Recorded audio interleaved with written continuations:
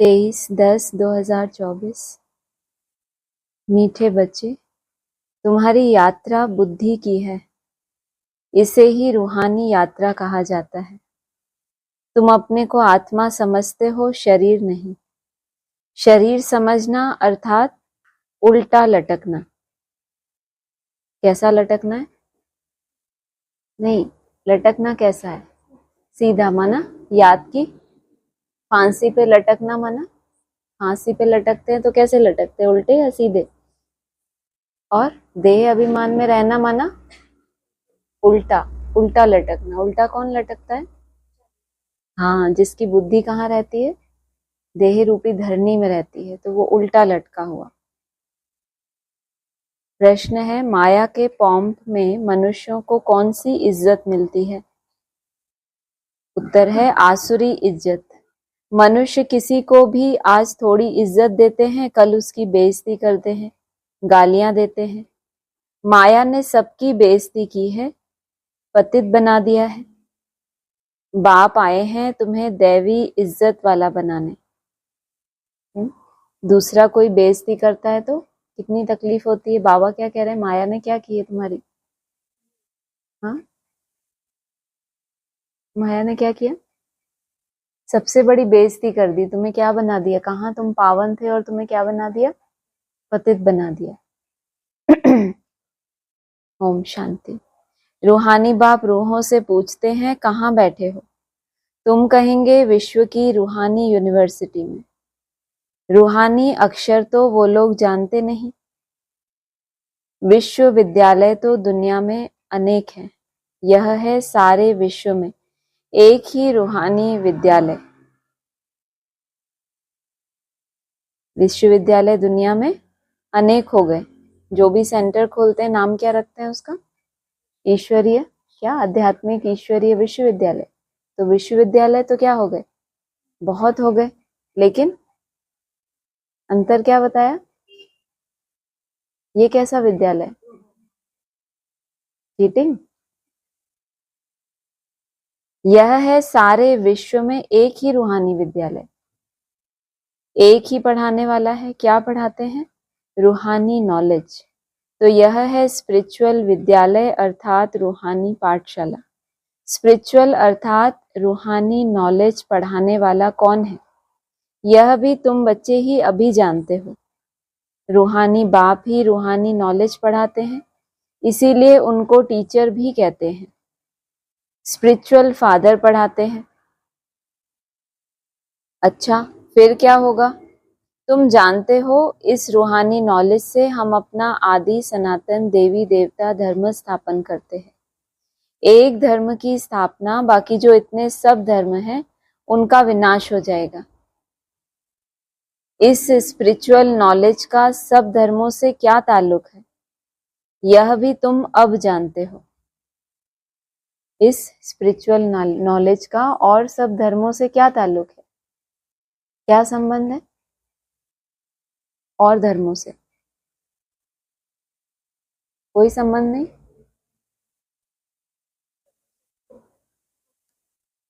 जो भी आत्माएं जिस जिस धर्म में जाके ऊंच मर्तबा पाती हैं, उनको वो प्राप्ति भी किसने कराई? संगम युग पे बहुत पुरुषार्थ किया, लेकिन वो उस धर्म का जो अंश था वो उनके अंदर रह गया, तो उसी अनुसार माला में भी पिरोए गए। तो मिला कहाँ से? मूल कहाँ से हुआ? भारत में जब भगवान आए ना। इस स्पिरिचुअल नॉलेज का सब धर्मों से क्या ताल्लुक है, यह भी तुम अब जानते हो। एक धर्म की स्थापना इस रूहानी नॉलेज से होती है। यह लक्ष्मी नारायण विश्व के मालिक थे ना, उनको कहेंगे रूहानी दुनिया। इस स्पिरिचुअल नॉलेज से तुम राजयोग सीखते हो, राजाई स्थापन होती है। अच्छा, फिर और धर्मों से क्या ताल्लुक है? और सभी धर्म विनाश को पाएंगे क्योंकि तुम पावन बनते हो। वो विनाश को क्यों पाएंगे? क्योंकि तुम पावन बन गए। तो उसमें उनकी क्या गलती? तुम पावन बन गए। अब दुनिया ही पावन चाहिए, अब उसमें दूसरे दूसरे धर्म नहीं चाहिए, क्योंकि बाप किस लक्ष्य से आया था भारत में? एक सनातन धर्म की स्थापना करने। अब तुम पावन बन गए, देवता धर्म की जो स्थापना बाप को करनी थी वो आत्माएं तैयार हो गई हैं, और धर्मों की दरकार ही नहीं, तो उनका विनाश माना उनके देह अहंकार का क्या हो जाएगा, टोटली विनाश। जो बोला था ना उस दिन, जो अपवित्र हैं वो पवित्र देवताओं के मंदिर में जाके क्या करते हैं, उनकी महिमा गाते हैं। क्या शब्द आया था उस दिन, कि देवताओं के आगे जाकर उनकी महिमा करते हैं, ऐसा कुछ था, कि खुद को नीच साबित करते हैं। तो वो यही की बात है ना, कि उनको भी मौका मिला पुरुषार्थ का, उनको भी मौका मिला, लेकिन वो उनके सामने झुक रहे हैं। हाँ, उन्होंने कहा था कि आप, हाँ आप देवता हैं और आप वर्थ, आपकी बैटरी चार्ज है, इनकी बैटरी फुल चार्ज है, इसीलिए वो जो जिनकी बैटरी फुल चार्ज नहीं हो पाई वो उनके सामने झुकते हैं। और सभी धर्म विनाश को पाएंगे, क्योंकि तुम पावन बनते हो तो तुमको नई दुनिया चाहिए। इतने सब अनेक धर्म खत्म हो जाते हैं, एक धर्म रहेगा, उसको कहा जाता है विश्व में शांति का राज्य। अभी है पतित अशांति का राज्य। कारण क्या अशांति का, क्या कारण? अनेक अनेक धर्म, अनेक अनेक प्रकार की धारणाएं, बाप के ही बच्चे हैं लेकिन धारणाएं मन बुद्धि में अलग अलग तरह से हुई पड़ी हैं। तो क्या हो रहा है विश्व में, ब्राह्मणों के विश्व में अशांति। जब अनेक धर्मों का विनाश, अलग अलग जो धारणाएं हैं सबकी खत्म, जो उसमें मनमत मिक्स हुई है, और सिर्फ एक धारणा रह जाएगी। अभी तो अनेक धर्म है, कितनी अशांति है, सब पतित ही पतित है। रावण का राज्य है ना। अब बच्चे जानते हैं 5 विकारों को जरूर छोड़ना है, यह साथ में नहीं ले जाना है। जा सकते हैं लेके, अगर चाहें भी तो परम धाम में कोई आत्मा पवित्र बने बगैर जा सकती है, लेकिन ये क्यों बोल रहे हैं कि ये विकार साथ में नहीं ले जाने हैं। इसका मतलब ले जाना चाहे तो ले जा सकते हैं। तभी तो परम धाम में भी क्या दिखा दिए, सेक्शंस दिखा दिए ना। कोई कोई संस्कार हैं जो नहीं परिवर्तन होते, लेकिन आत्माएं सजा खाकर क्या बन गई। किसी अपराधी को सजा मिले, बहुत सजा मिले 10 साल, जरूरी है जब वो जेल से बाहर निकले तो वो रियलाइज करता हुआ है कि अब मैं कभी ऐसा नहीं करूंगा।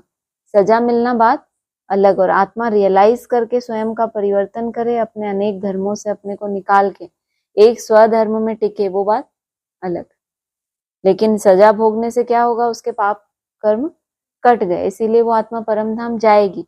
लेकिन स्वेच्छा से अपने उस संस्कार को उसने स्वाहा नहीं किया, तो फिर परम धाम में वो अपनी कैटेगरी में जाकर बैठेगी।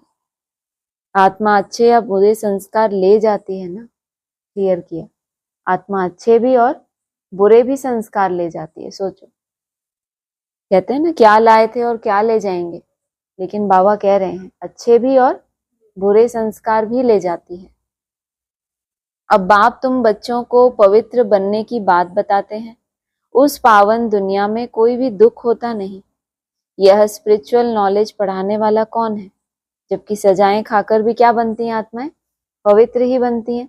लेकिन बाबा कह रहे हैं बाप जो तुमको पवित्र बनने की बात बताते हैं, उस पावन दुनिया में कोई भी दुख होता नहीं है। सजाएं खा के भी पवित्र बने तो दुख तो हुआ ना, इतनी सजाएं मिली, इतनी भोगना भोगी। बाप कह रहा है कल्याणकारी है, क्योंकि फाइनली आत्मा क्या बन रही है, भोग भोग के भी पवित्र ही बन रही है ना। यह स्पिरिचुअल नॉलेज पढ़ाने वाला कौन है? स्पिरिचुअल फादर, सभी आत्माओं का बाप। स्पिरिचुअल फादर क्या पढ़ाएंगे? Spiritual knowledge. इसमें कोई भी किताब आदि की दरकार नहीं, सिर्फ अपने को आत्मा समझ बाप को याद करना है, पावन बनना है। बाप को याद करते करते अंतमति सो गति हो जाएगी। क्या ले जाएंगे साथ में? अच्छे या बुरे संस्कार। माना बाप को याद भी कर रहे हैं, जो अच्छे संस्कार ले जाएंगे वो भी याद कर रहे हैं, और जो बुरे संस्कार ले जाए वो भी याद कर रहे हैं। तो अंतमते सो क्या हो जाएगा, गति हो जाएगी। याद किया लेकिन संस्कार को परिवर्तन करने के ऊपर ध्यान नहीं दिया। यह है याद की यात्रा। यात्रा अक्षर अच्छा है, वह है जिस्मानी यात्राएं, यह है रूहानी। उसमें तो पैदल जाना पड़ता है, हाथ पांव चलाते हैं, इसमें कुछ भी नहीं, सिर्फ याद करना है। भले कहाँ भी घूमो फिरो, उठो बैठो, अपने को आत्मा समझ बाप को याद करो। डिफिकल्ट बात नहीं है, सिर्फ याद करना है। यह तो रियलिटी है ना। आगे तुम उल्टे चल रहे थे। अपने को आत्मा के बदले शरीर समझना, इसको कहा जाता है उल्टा लटकना। अपने को आत्मा समझना, यह है सुलटा। अल्लाह जब आते हैं तब आकर पावन बनाते हैं। अल्लाह की पावन दुनिया है, रावण की पतित दुनिया है। जब अल्लाह आता है इस धरा पर तो उसकी दुनिया कौन सी है? पावन। और उसके कंट्रास्ट में ही ब्राह्मणों की दुनिया में पतित दुनिया किसकी है? रावण की। देह अभिमान में सभी उल्टे हो गए हैं। अब एक ही बार देही अभिमानी बनना है तो तुम अल्लाह के बच्चे हो। अल्लाह हूं नहीं कहेंगे, उंगली से हमेशा ऊपर की तरफ इशारा करते हैं तो सिद्ध होता है कि अल्लाह वह है। तो यहाँ जरूर दूसरी चीज है, हम उस अल्लाह बाप का बच्चा हूं, हम भाई भाई हैं। अल्लाह हूं कहने से फिर उल्टा हो जाएगा कि हम सब बाप हैं, परंतु नहीं, बाप एक है, उनको याद करना है। अल्लाह एवर प्योर है, अल्लाह खुद पेट पढ़ाते हैं। थोड़ी सी बात में मनुष्य कितना मूंझते हैं ना। शिव जयंती भी मनाते हैं ना। श्री कृष्ण है स्वर्ग का पहला राजकुमार, यह बेहद का बाप इनको राज्य भाग्य देते हैं। बाप जो नई दुनिया स्वर्ग स्थापन करते हैं उसमें श्री कृष्ण नंबर 1 प्रिंस है। बाप बच्चों को पावन बनने की युक्ति बैठ बताते हैं। बच्चे जानते हैं स्वर्ग जिसको वैकुंठ या विष्णुपुरी कहते हैं वह पास्ट हो गया। एक हो गया स्वर्ग, लेकिन एक स्वर्ग कैसा है जिसको वैकुंठ कहते हैं या फिर विष्णुपुरी, माना एक है साधारण स्वर्ग और एक हो गया स्वर्ग जिसको वैकुंठ कहते हैं। वह पास्ट हो गया, फिर फ्यूचर होगा, चक्र फिरता रहता है ना। यह ज्ञान अभी तुम बच्चों को मिलता है, यह धारण कर फिर कराना है। हर एक को टीचर बनना है। ऐसे भी नहीं कि टीचर बनने से लक्ष्मी नारायण बनेंगे, नहीं, टीचर बनने से तुम प्रजा बनाएंगे। जितना बहुतों का कल्याण करेंगे उतना ऊंच पद पाएंगे, स्मृति रहेगी। बाप कहते हैं ट्रेन में आते हो तो भी बैच पर समझाओ। बाप पतित पावन लिबरेटर है, पावन बनाने वाला है। बहुतों को याद करना पड़ता है। जानवर, हाथी, घोड़े आदि कचमच को भी अवतार कह देते हैं, उनको भी पूजते रहते हैं। समझते हैं भगवान सर्वव्यापी अर्थात सब में है। सबको खिलाओ। कितने सारे अवतार हैं? कचमच करके ये 10-12 अवतार हैं। तो 12 अवतार 12 ज्योतिर्लिंगम का कितना गायन है। तो ब्राह्मणों की दुनिया में भी ढूंढते रहते हैं ना कि ये 12 वो आत्माएं हैं जिनमें कौन प्रवेश करता है। जो पहला है उनमें से रुद्र, वो 11 में प्रवेश करता है। तो कितने हो गए? इनमें भी प्रवेश है तो सर्वव्यापी हो गया, सबको खिलाओ। अच्छा, कण कण में भगवान कहते हैं, फिर उनको कैसे खिलाएंगे? बिल्कुल ही समझ से जैसे बाहर है। लक्ष्मी नारायण आदि देवी देवताएं थोड़े ही यह काम करेंगे। चींटियों को अन्न देंगे, फलाने को देंगे। तो बाप समझाते हैं तुम हो रिलीजियो पॉलिटिकल, माना धर्म की भी ताकत है, साथ में राज्य की भी ताकत है। अभी दुनिया में क्या है, जो धर्म के संस्थापक हैं वो अलग होते हैं, लेकिन राजनीति में जो राज्य चला रहे हैं देश का वो अलग होते हैं। लेकिन वहां पर धर्म और राज्य एक ही हाथ में। तुम जानते हो हम धर्म स्थापन कर रहे हैं, राज्य स्थापन करने के लिए मिलिट्री रहती है, परंतु तुम हो गुप्त। क्या कर रहे हैं? धर्म स्थापन कर रहे हैं। स्वधर्म में टिकने से धर्म की स्थापना, लेकिन राज्य स्थापन करने के लिए क्या करना पड़े? मिलिट्री। मिलिट्री में क्या कौन होता है? वॉरियर्स होते हैं ना। मिलिट्री का अनुशासन कैसा होता है, उनकी तपस्या कैसी होती है, उनका त्याग कैसा होता है। तो राज्य की स्थापना के लिए अर्थात राज्य अधिकारी बनने के लिए क्या चाहिए? मिलिट्री ट्रेनिंग भी चाहिए। परंतु तुम हो गुप्त, तुम्हारी है स्पिरिचुअल यूनिवर्सिटी। सारी दुनिया के जो भी मनुष्य मात्र हैं सब इन धर्मों से निकल अपने घर जाएंगे। आत्माएं चली जाएंगी। वह है आत्माओं के रहने का घर। अभी तुम संगम युग पर पढ़ रहे हो, फिर सतयुग में आकर राज्य करेंगे और कोई धर्म नहीं होगा। गीत में भी है ना, बाबा आप जो देते हो वह और कोई दे न सके। सारा आसमान, सारी ही धरनी तुम्हारी रहती है। सारे विश्व के मालिक तुम बन जाते हो। यह भी अभी तुम समझते हो। नई दुनिया में यह सभी बातें भूल जाएंगी। धीरे धीरे क्या होगा, पहले जब शुरू करते हैं तो कितने साक्षात्कार कि ये महल दिखाए, ये रास करेंगे। जैसे जैसे नई दुनिया में बाप के नजदीक जाते जाते हैं क्या होता है, हद की जो प्राप्तियां, हद की जो स्टेजेस के बारे में सुनते थे, समझते थे, वो सब उड़ता जाता है बुद्धि से। क्या रह जाता है बुद्धि में, एक बाप समान बनना है, यही रह जाता है ना। मैं आत्मा ज्योति बिंदु जो, और मेरा बाप भी, तो उस ज्योति में समाना। तो नई दुनिया में ज्ञान की बातें धीरे धीरे बुद्धि से समझ पूरी होगी, क्योंकि जितना महीन बनेंगे तो ज्ञान के रहस्यों को तो सुलझाएंगे ना। जो बाबा ने कहा कि महादेव का आधा बाल खुले हैं ज्ञान के और आधी जटाएं बंधी हुई हैं, तो ऐसी ही रहेंगी या वो भी खुल जाएंगी। जब भागीरथ ने तपस्या की और गंगा आई तो जटाएं खुल गई या रह गई? उसके लिए क्या चाहिए, भगीरथी तपस्या चाहिए। उसका नाम ही क्या पड़ गया, भगीरथी को नीचे उतारने की। भगीरथी कहते हैं गंगा को, कि वो जो ज्ञान गंगा जटाओं में बंधी हुई है, कहाँ बंधी हुई है? अभी मुरलियों में ही बंधी हुई है ना सब कुछ। फिर पहेलियां कहाँ है सारी? अब वो पहेलियां सुलझें, उसके लिए क्या चाहिए? वैसी तपस्या चाहिए। फिर उसके बाद नई दुनिया में ये सब बातें भूल जाएंगी। माना जो समझ आ गया तो इसका मतलब वो टेस्ट तो पास हो गया ना ज्ञान का। जो जो क्वेश्चन थे, जो जो पहेलियां थी, आपने सॉल्व कर ली।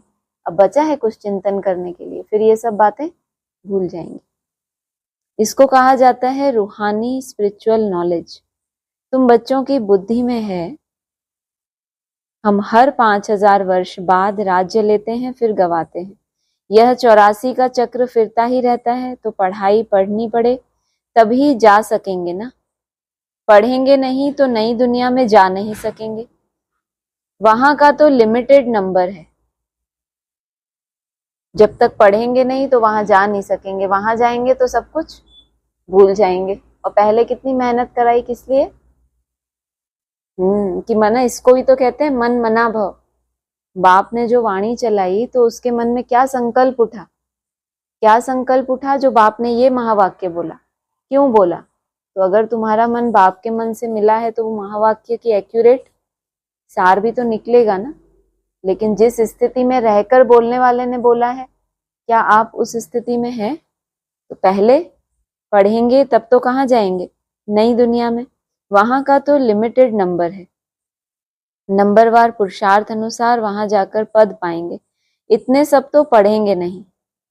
पढ़ना बात अलग है और ज्ञान सुनना, उसको रिपीट करना, दूसरों को समझा देना, वो बात बिल्कुल अलग है। पढ़ना माना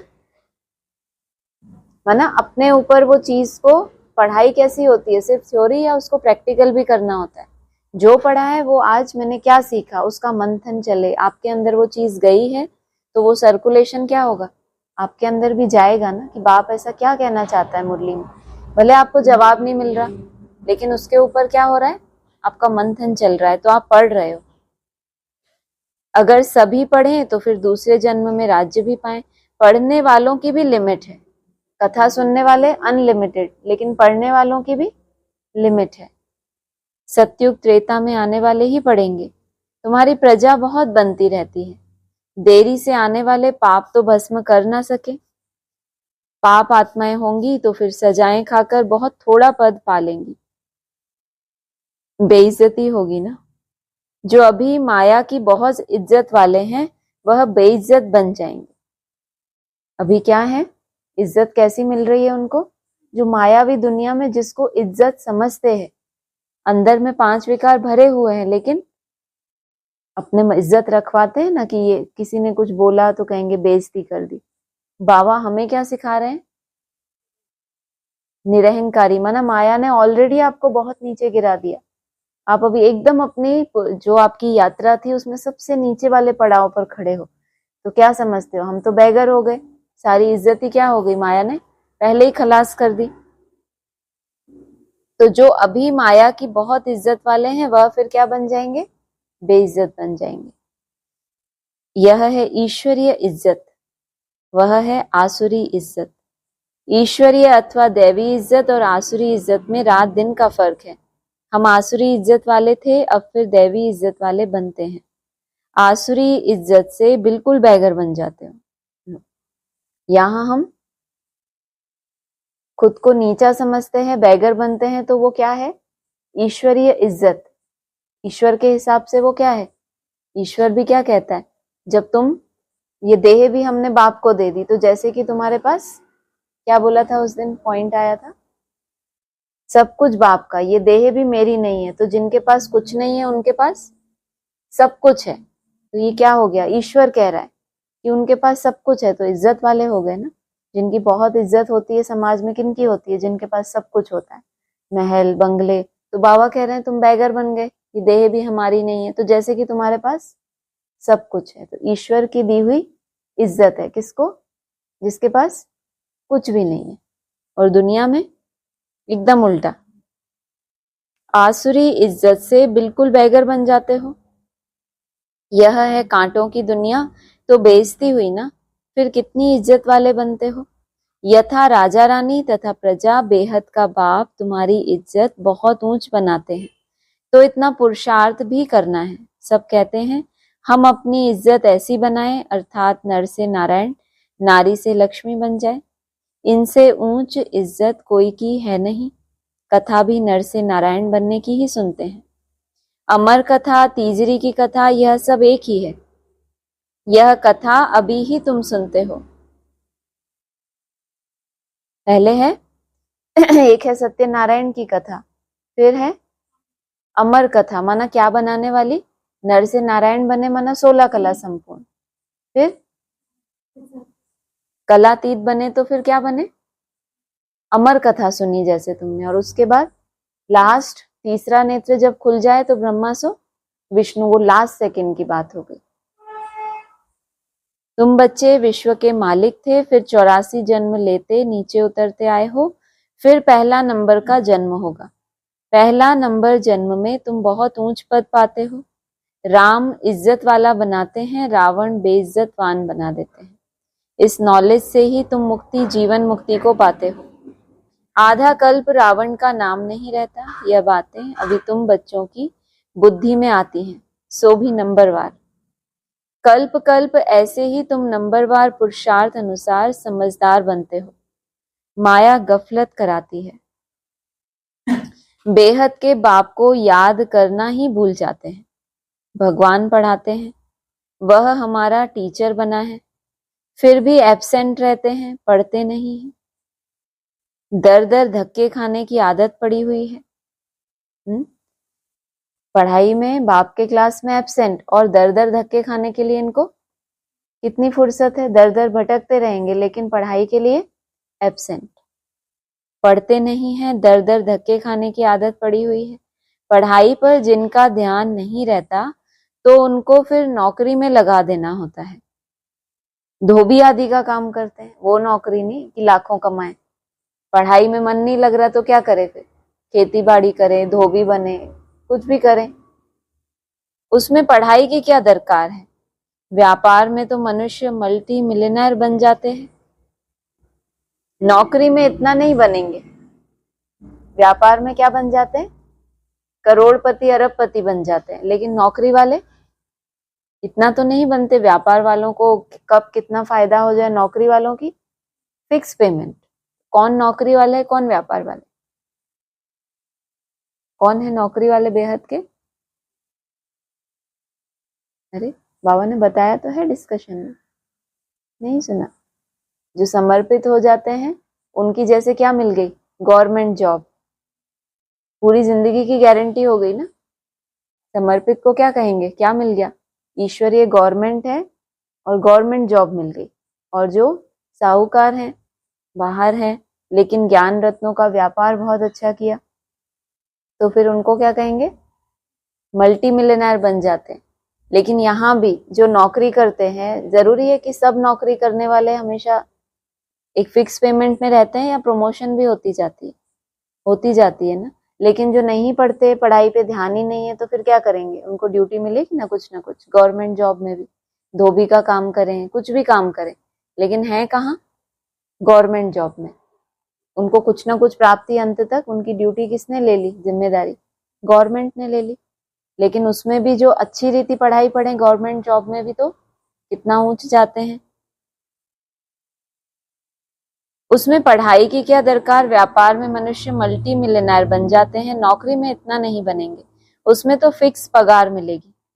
अब तुम्हारी पढ़ाई है विश्व की बादशाही के लिए, तो इसको तो क्या कहेंगे, अनलिमिटेड हो गया ना। विश्व की बादशाही माना अनलिमिटेड हो गया। और पढ़ाई में वैसे फिक्स पगार तो मिलनी ही है, लेकिन अगर तुमने बहुत अच्छा काम किया, ओवर टाइम किया, बहुत अच्छा तुम्हारा रिकॉर्ड है, तो तुमको क्या मिलता है? फिर प्रमोशन मिलता है ना। अब तुम्हारी पढ़ाई है विश्व की बादशाही के लिए, यहाँ कहते हैं ना हम भारतवासी हैं। पीछे फिर तुमको कहेंगे विश्व के मालिक। वहां देवी देवता धर्म के सिवाय दूसरा कोई धर्म होता नहीं। बाप तुमको विश्व का मालिक बनाते हैं, तो उनकी मत पर चलना चाहिए। कोई भी विकार का भूत नहीं होना चाहिए। ये भूत बहुत खराब है। कामी की हेल्थ बिगड़ती रहती है। जिनके अंदर कौन सा विकार है? काम विकार। तो उनके लिए क्या निशानी बताई? उनकी हेल्थ बिगड़ती ही रहती है, ताकत कम हो जाती है। इस काम विकार ने तुम्हारी ताकत बिल्कुल खत्म कर दी। नतीजा यह हुआ कि आयु कम होती गई, भोगी बन पड़े हो। कामी, भोगी, रोगी सब बन जाते हैं। वहां विकार होता नहीं, तो योगी होते हैं सदैव तंदुरुस्त, और आयु भी 150 वर्ष होती है। वहां काल खाता नहीं। इस पर एक कथा भी बताते हैं। कोई से पूछा गया, पहले सुख चाहिए या पहले दुख चाहिए? तो उनको कोई ने इशारा दिया कि बोलो पहले सुख चाहिए, क्योंकि सुख में चले जाएंगे तो वहां कोई काल आएगा ही नहीं। काल ही नहीं खाएगा तो हम कभी शरीर नहीं छोड़ेंगे। फिर दुख, ना दुख आएगा ना काल आएगा, तो पहले क्या मांगो? सुख। अंदर घुस ना सके, एक कथा बना दी है। बाप समझाते हैं, तुम सुख धाम में रहते हो तो वहां कोई काल होता नहीं। रावण राज्य ही नहीं, फिर जब विकारी बनते हैं तो काल आता है। कथाएं कितनी बना दी हैं। काल ले गया, फिर यह हुआ। कहाँ की कथाएं हैं? रावण राज्य ही नहीं, फिर जब विकारी बनते हैं तो कौन आता है? नहीं, अभी क्या बोला? विकारी बनते हैं तो कौन आता है? अरे कौन आता है? काल आता है। बोला, मुझे लगा रावण बोला। वहां कोई काल होता नहीं, फिर जब विकारी बनते हैं तो काल आता है। कथाएं बना दी हैं कि काल ले गया। काल आता है फिर ले गया, कहाँ ले गया? कुछ पता चलता है? कथाएं क्यों बना दी? सुबह भी तो बात हुई थी इस बारे में। क्या, कौन ले जाता है? एरोप्लेन छोड़ने के लिए जाता है ना, काल ले गया उनको। न काल देखने में आता है, न आत्मा दिखाई पड़ती है। माना आत्मा के अंदर विकार प्रवेश हुआ, तब उसके लिए काल को आना पड़ा ना। काल दिखाई नहीं देता, माना कैसा है? अव्यक्त है ना आत्मा दिखाई देती है। वो जिसको काल ने खाया, वो आत्मा फिर दिखाई देती है? वो तो गई ना काल के साथ। तो उसके अंदर कब विकार ने प्रवेश किया, कैसे आया, वो भी पता नहीं पड़ता कि काल ने क्यों खाया। जरूर पहले आत्मा में किसकी प्रवेशता हुई? विकार की प्रवेशता हुई। काल ले गया, न काल देखने में आता है, न आत्मा दिखाई पड़ती है। इनको कहा जाता है दंत कथाएं। कनरस की बहुत कहानियां हैं, तुमने ही बैठ के लिखी होंगी। यहाँ ऐसे ऐसे तुम्हें बेहद में बातें पता चलती हैं, तो फिर कौन लिखेगा ऐसी बातें कि काल आया फिर वो ले गया? वो पता नहीं, कहते हैं ऐसे फंदा लाया, उसने फंदा डाला और खींच के ले गया, साथ में और भी 2-4 होते हैं। खुद तो खड़ा रहता है, उनको भेजता है कि भाई तुम जाओ। तो ऐसे ऐसे साक्षात्कार होते होंगे ब्राह्मणों को कि ऐसे ऐसे होता है बेहद में आत्माओं के साथ। अब बाप समझाते हैं, वहां अकाले मृत्यु कभी होता नहीं, आयु बड़ी होती है और पवित्र रहते हैं। 16 कला, फिर कला कम होते होते एकदम 9 कला हो जाते हैं। मैं निर्गुण हारे में कोई गुण नहीं। एक निर्गुण संस्था भी बच्चों की है, कहते हैं हमारे में कोई गुण नहीं, हमको गुणवान बनाओ। आप लोग ऐसे कहते हो कि कोई भी गुण नहीं है हमारे में? कहते हो ऐसे? आप दोनों भी कहते हो? आप भी कहते हो? आप नहीं कहते, चलो एक तो बड़ा है, बाकी बच्चे निर्गुण बालकों की संस्था है ना, छोटे बालक होते हैं, वो क्या कहते हैं, भक्ति मार्ग की आदत पड़ी होती है तो क्या कहते हैं, भगवान मुझ निर्गुण आर्य में कोई गुण नहीं। तो फिर भगवान कहेगा क्या करूं फिर तेरा? बाबा को भी तो गुण, कोई गुण हो, बाबा तो कहते हैं तुम्हारे अंदर आप और उनका सहयोगी बन जाओ। कोई एक भी गुण होता है तो बाबा उस गुण को यूज करके तुम्हें कहाँ ले जाएगा? ऊपर ले जाएगा ना।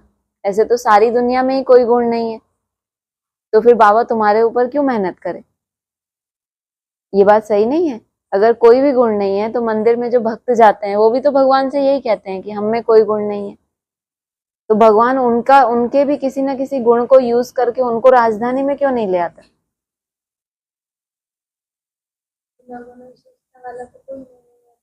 नहीं, अभी थोड़ी देर पहले तो आपने बोला तरस, वो बालकों की संस्था है, छोटे छोटे बालक जिनके भक्ति मार्ग के संस्कार होते हैं कि कुछ भी गुण नहीं है। कुछ भी गुण नहीं है तो फिर ये क्यों ऐसा कोई दूसरा आपको आपके अवगुण बताए तो आपको बुरा लगता है कि बहुत अच्छा लगता है? अच्छा लगता है, बुरा क्यों लगता है? जरूर अपने किसी गुण को जानते हो ना कि मैं तो ऐसा नहीं हूं, मैं तो बहुत अच्छा हूं, वो आपका गुण नहीं है। मतलब आपको ऐसा लगता है कि वो मेरा गुण है और इसने मेरे को अवगुण बता दिया। किसी के पास है ही नहीं कोई गुण।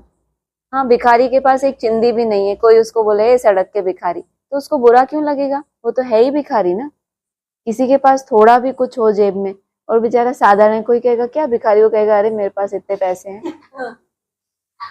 नहीं तो कोई जब हमें हमारा अवगुण बताता है तो हमारे मन में कैसे संकल्प आते हैं, खुद को तो देख ले, मेरा तो ये भी है, मैं तो ये भी सेवा कर लेता हूँ, इसको तो ये भी नहीं आता, मुझे जितना पता है इसको क्या पता, मैं तो पढ़ा लिखा हूँ, ये तो ऐसा। कुछ भी, मतलब जिसके पास भी जो भी है, किसी कोई पर्सनल नहीं ले अपने ऊपर, ऐसे ही। तो फिर ये सब बातें कहाँ से आई? जरूर आप अपने को कुछ समझते हो ना कि मैं भी कुछ हूँ। अगर आपको लगता है मैं निर्गुण है, ना भक्ति भी अच्छे से करो। या तो अगर निर्गुण हारे में कोई गुण नहीं तो वो उसका भी सबूत चाहिए हमें। कोई गुण नहीं तो फिर उसको सब क्या करेंगे? हाँ, वो तो फिर बेगर हो गया, वो पड़ा रहे कोने में, कहे क्या यार तू, हाथ जोड़ के गलती हो गई, गलती हो गई, सारा दिन ये इसी में समय निकल जाएगा। अहंकार कभी आ ही नहीं सकता, और बाबा कहते हैं अहंकार सबसे लास्ट में जाएगा। सोचो, बाबा तो ये चाहता है कि तुम ऐसे बन जाओ कि बस मेरा कुछ भी नहीं। हाँ, बाप की दी हुई प्राप्तियां, जो बाबा ने सर्वंश त्यागी की परिभाषा बताई है ना, अगर आप लोगों को याद हो, क्या बताई? सबसे गहरी परिभाषा क्या पता है आपको सर्वंश त्यागी की? बताओ। हाँ हाँ, एक एक बताते जाओ। हाँ, और कुछ?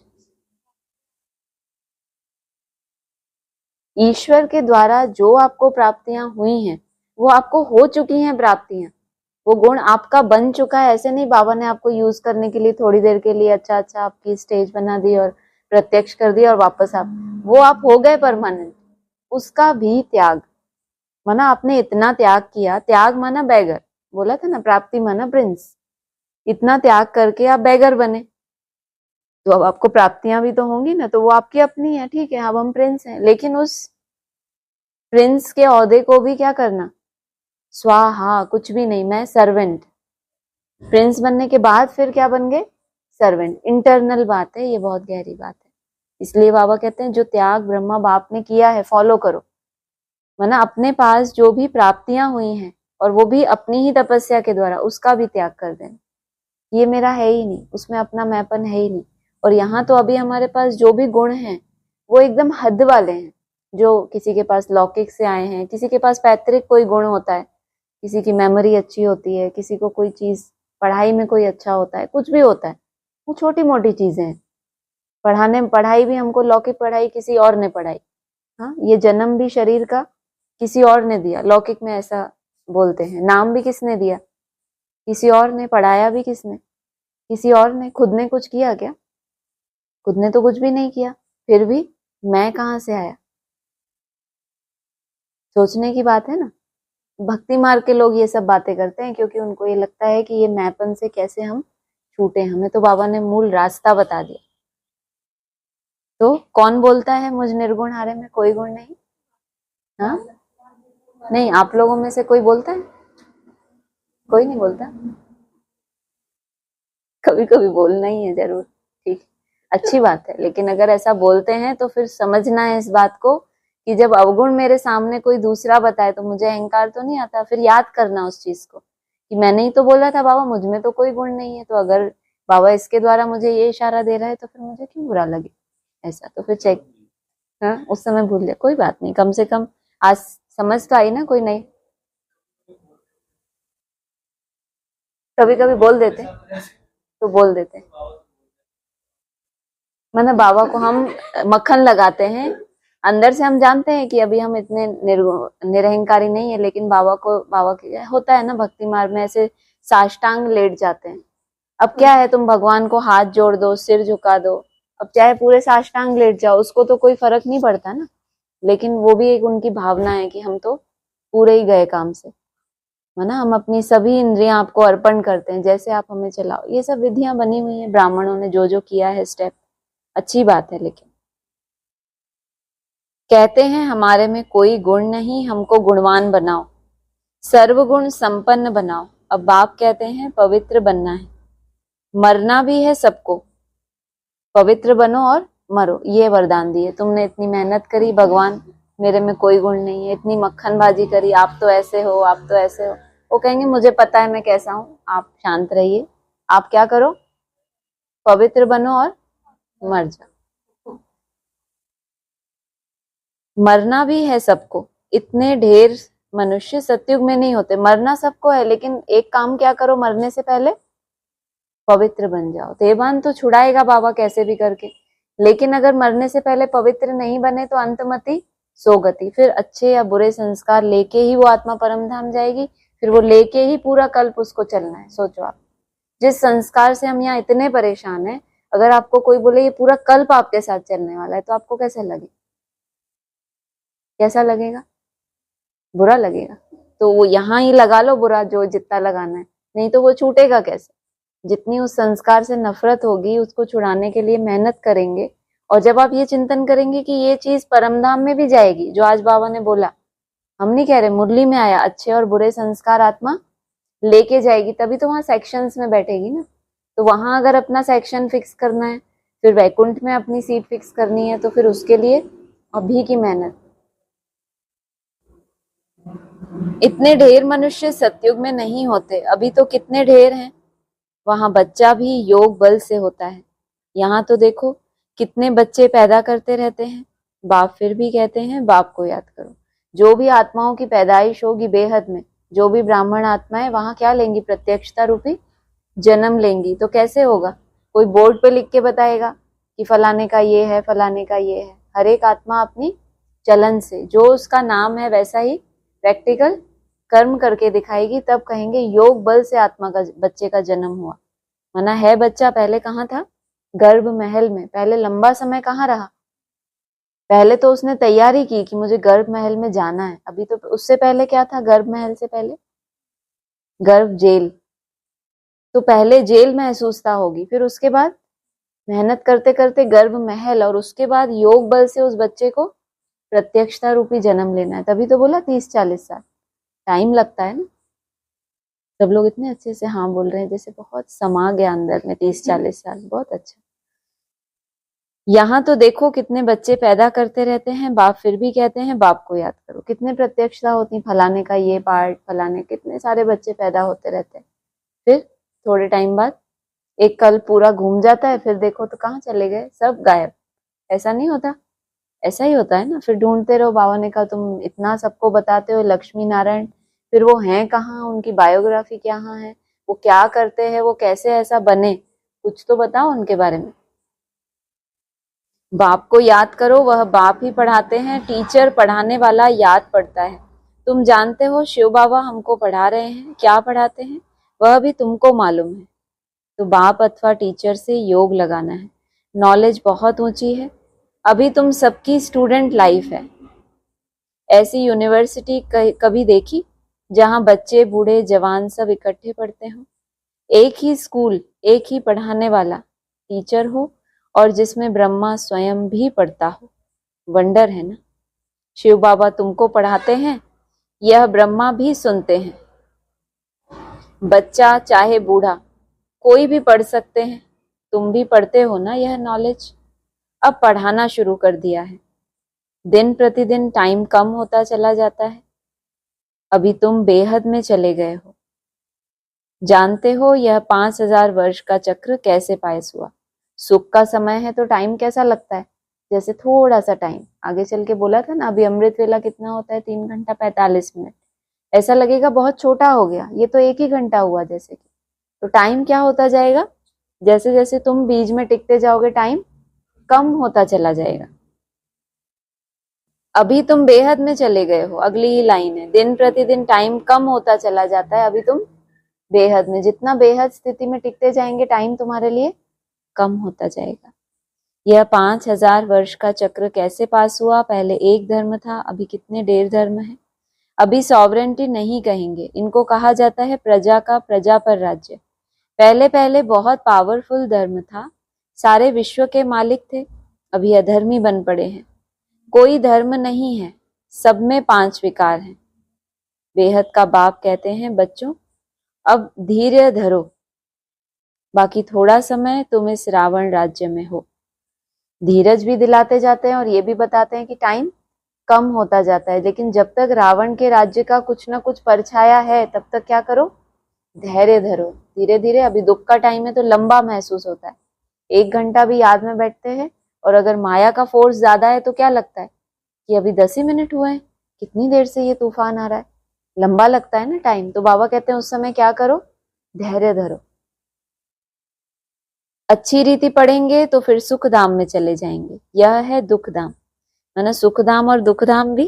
तुम्हारी पढ़ाई जितनी अच्छी रीति तुमने अंदर अंदर ली, अपने बाप ने जो बोला वो तो बोला, सबने सुना, कानों से तो सुना, लेकिन बुद्धि में कितना गया, उस हिसाब से तुम्हारी शूटिंग कैसी होती है, या तो दुख धाम में या तो फिर सुख धाम में।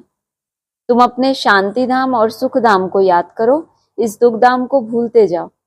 आत्माओं का बाप डायरेक्शन देते हैं, हे रूहानी बच्चों। रूहानी बच्चों ने इन ऑर्गन्स द्वारा सुना, तुम आत्माएं जब सतयुग में सतो प्रधान थी तो तुम्हारा शरीर भी फर्स्ट क्लास सतो प्रधान था। तुम बड़े धनवान थे, फिर पुनर्जन्म लेते लेते क्या बन गए हो, रात दिन का फर्क है। दिन में हम स्वर्ग में थे, रात में हम नरक में हैं। इनको कहा जाता है ब्रह्मा का सो ब्राह्मणों का दिन और रात। 63 जन्म धक्के खाते रहते हैं, अंधियारी रात है ना। 63 जन्मों के जब तक हिसाब किताब है तब तक मन बुद्धि, जहां हम नहीं चाहते वहां भी भटकना। एक होता है मन बुद्धि को चलाना कि हम अब सोचें यहां जाए तो वहां जाए, और एक होता है मन बुद्धि का भटकना। भगवान कोई को मिलता नहीं, इसको कहा जाता है भूल भुलैया का खेल। तो बाप तुम बच्चों को सारी सृष्टि के आदि मध्य अंत का समाचार सुनाते हैं। अंधियारी रात में भटकते रहते हैं, भगवान कोई को मिलता नहीं है, तो इसको क्या कहा जाता है, कौन सा खेल, कौन सा खेल, भूल भुलैया का खेल। तो बाप तुम बच्चों को सारी सृष्टि के आदि मध्य अंत का समाचार सुनाते हैं। अच्छा, मीठे मीठे सिक्की लदे बच्चों प्रति माता पिता बाप दादा का याद प्यार गुड मॉर्निंग। रूहानी बाप की रूहानी बच्चों को नमस्ते, रूहानी बच्चों की रूहानी बाप दादा को नमस्ते। सार है, दर दर धक्के खाने की आदत छोड़, भगवान की पढ़ाई ध्यान से पढ़नी है, कभी एब्सेंट नहीं होना, बाप समान टीचर भी जरूर बनना है, पढ़कर फिर पढ़ाना है। सत्य नारायण की सच्ची कथा सुन नर से नारायण बनना है, ऐसा इज्जतवान स्वयं को स्वयं ही बनाना है। कभी भूतों के वशीभूत हो, इज्जत नहीं कमानी। भूत किसको कहा जाता है, जो भूत अर्थात, हाँ भूत मना और क्या, भूत किसको कहा जाता है, अरे हाँ भूत तत्व, 5 भूत, हाँ ठीक है। मना भूत कहा किसको जाता है वैसे, और दूसरी इसके और भी अर्थ होते हैं ना। भूत अर्थात जो पास्ट हो गया, पास्ट, भूतकाल माना जो पास्ट हो गए, जो शरीर छोड़ गए तो वो पास्ट हो गए ना, तो वो क्या बनते हैं, कहते हैं भूत बन गए। लेकिन क्यों भूत कहते हैं उनको? क्योंकि अब वो पास्ट हो गया, वो प्रेजेंट में अभी नहीं है। तो बाबा कह रहे हैं 5 भूत हैं जो पास्ट में हमारे अंदर मोटे रूप में थे, तो उनको अपने अंदर प्रवेश नहीं होने देना। माना जो पुराने संस्कारों का बड़ा जो रूप होता है वो आपकी पास्ट लाइफ से रिलेटेड है, लेकिन उस पास्ट के भी कोई ना कोई संकल्प, कोई ना कोई संस्कार हमको अपनी तरफ आकर्षित कर लेते हैं। उसका हमारी इस वर्तमान दुनिया से कोई लेना देना नहीं। अभी जो हम पढ़ाई पढ़ रहे हैं, अभी जो हमें आगे की यात्रा कर रहे हैं ना, उसका फ्यूचर से कोई संबंध है, लेकिन वो क्या है, आपका भूत है वो।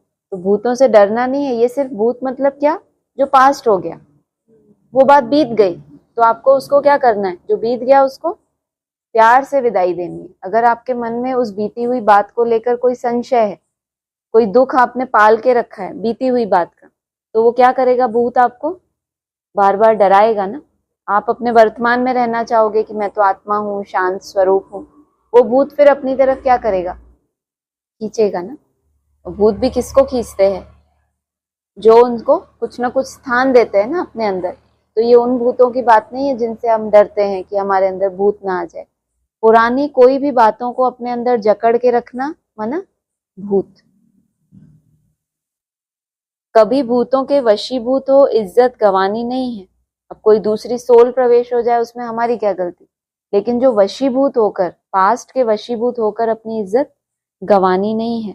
वरदान है, संबंध और प्राप्तियों की स्मृति द्वारा सदा खुशी में रहने वाले सहज योगी भव। कौन सी स्मृति, बाप तो बोला ही नहीं। संबंधों और प्राप्तियों की स्मृति द्वारा सदा खुशी में रहने वाले कैसे भव, सहज योगी भव। सहज योग का आधार है क्या क्या, संबंध और प्राप्ति। संबंध के आधार पर प्यार पैदा होता है, पहले पहले संबंध जुड़ता है, फिर उससे प्यार पैदा होता है, और फिर लास्ट में प्राप्ति। तो और जहां प्राप्तियां होती हैं वहां मन बुद्धि सहज ही जाती है। तो संबंध में मेरेपन के अधिकार से याद करो, दिल से कहो मेरा बाबा। और बाप द्वारा जो शक्तियों का, ज्ञान का, गुणों का, सुख शांति आनंद प्रेम का खजाना मिला है, उसे स्मृति में इमर्ज करो। इससे अपार खुशी रहेगी और सहज योगी भी बन जाएंगे। स्लोगन है, देह भान से मुक्त बनो तो दूसरे सब बंधन स्वतः ही खत्म हो जाएंगे। ओम शांति। हाँ, तब तक बुद्धि ना चाहते हुए उधर जाती है। हाँ,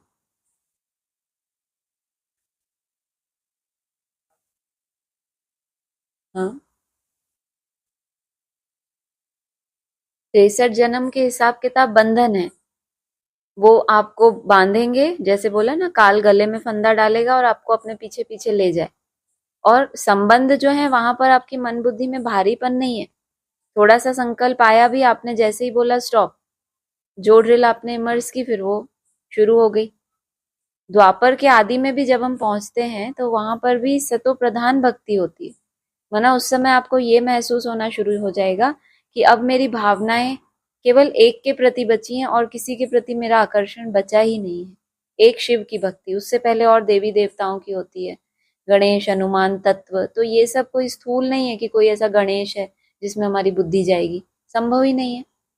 लेकिन बहुत सारे आकर्षण कहेंगे कि भले कोई महान है, क्या कुछ भी है, लेकिन जब आदि तक पहुंचेंगे तो केवल एक शिवलिंग बचेगा, जो बोला ना, नई दुनिया बाकी सब भूल जाएंगे।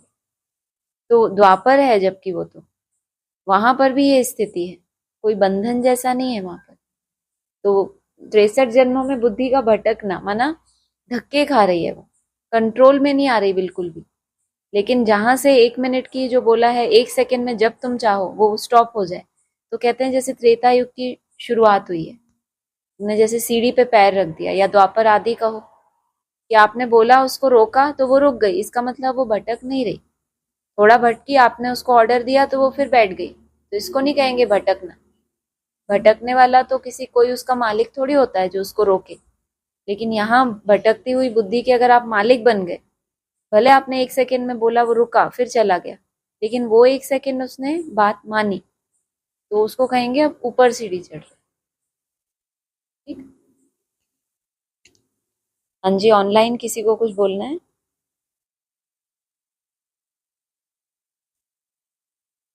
कुछ नहीं बोलना, ठीक है। ये Bluetooth। हाँ जी, कुछ बोल रहे हो? ओम शांति, ठीक है।